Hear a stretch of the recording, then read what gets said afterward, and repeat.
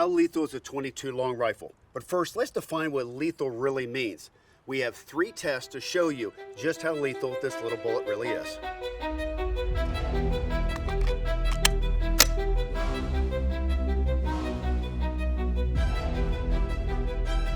A lot of people throw the term around, this is lethal, this has stopping power, this has great kinetic energy. And there's a lot of things that define what is lethal. If I've got a bear charging me and I need to drop him in his tracks, that's one thing.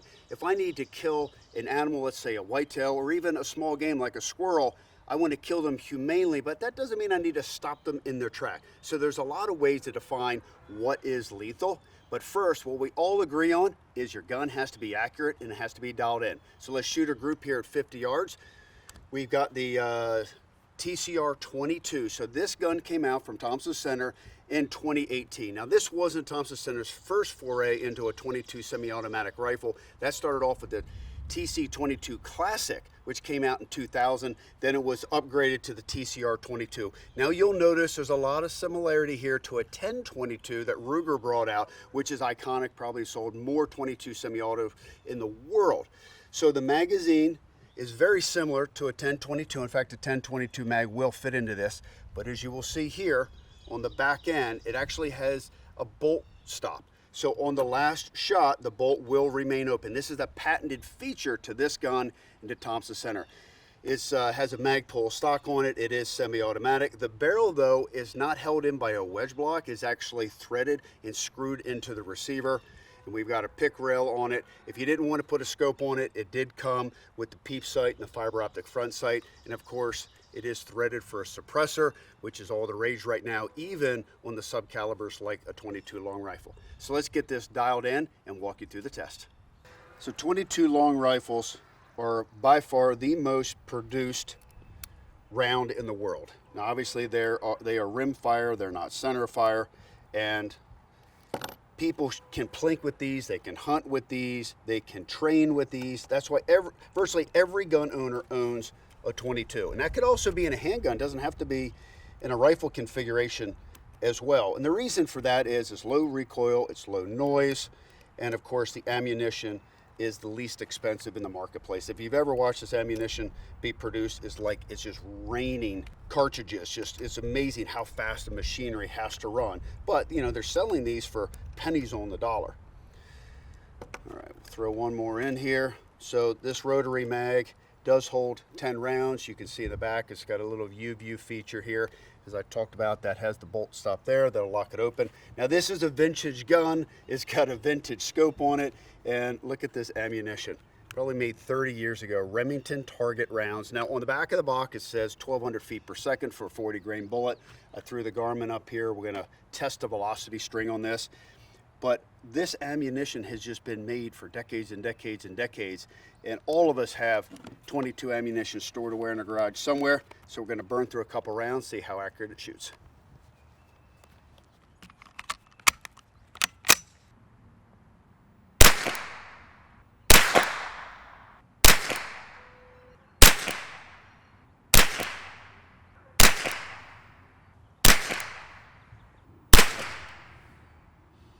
All right, it looks like, except for one flyer, which is not unusual for 22s, it shot probably a 1-inch group at 50 yards. I consider that pretty good. It was certainly good enough to swing a target, hit a ball, or obviously dispatch a raccoon or possum or squirrel out there.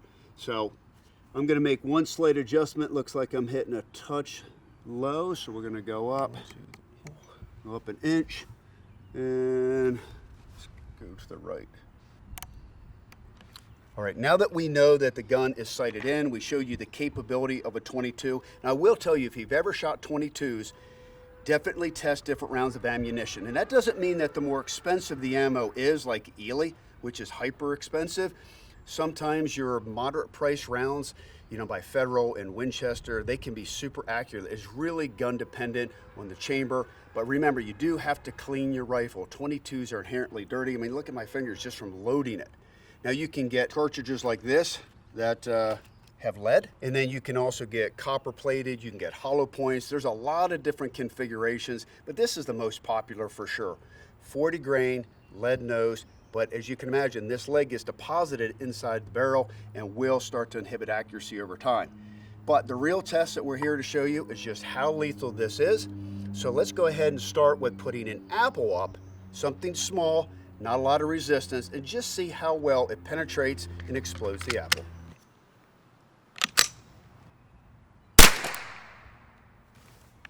All right, definitely hit the apple. It looked like a chunk flew off to the left and it rolled off to the left side of the cinder block there. Let's walk down and see what devastation it made. All right, well, we center punched it. So the pieces I was seeing were these pieces that flew off the back end right there. So big difference from entrance to exit right there. So it definitely expanded and exploded inside the apple, but you're only talking about, you know, less than 3 inches of penetration. Devastating enough to dispatch a squirrel, but this tells you why there are regulations for different size ammunition, cartridges, bullets weights for various size games, because on something like this, you would never shoot anything more than probably a squirrel or a raccoon. So let's go to the next test. Let's put a gel block up here and actually see how far 22 can penetrate. So we've been running around 1121. The average is 1117 for velocity, a little bit below what they've published at 1200 feet per second. So let's see how far we can get through the gel block.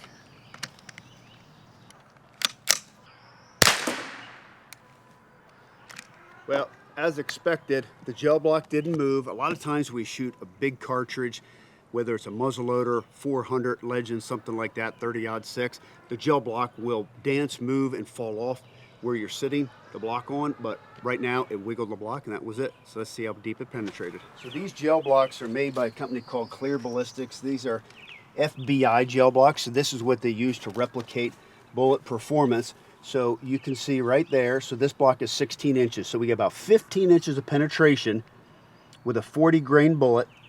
But as you can also see here, you got a little bit of expansion right there from energy.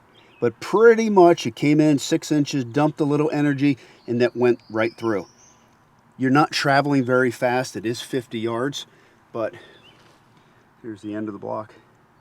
Just caught the bullet. The bullet expanded well, traveled straight. We hit the block square. Great test. So it shows you do have enough energy and enough penetration for small game, but it also shows you don't have a big energy transfer because the bullet is lightweight and not traveling very quickly. Next up, you have to do a lethality test shooting a watermelon, and we've got a little bonus to show you as well. The watermelon has to be the gold standard for devastation tests. So we're going to try to carve out a hole, shoot 5 or 6 rounds out of the 22, and see how it performs.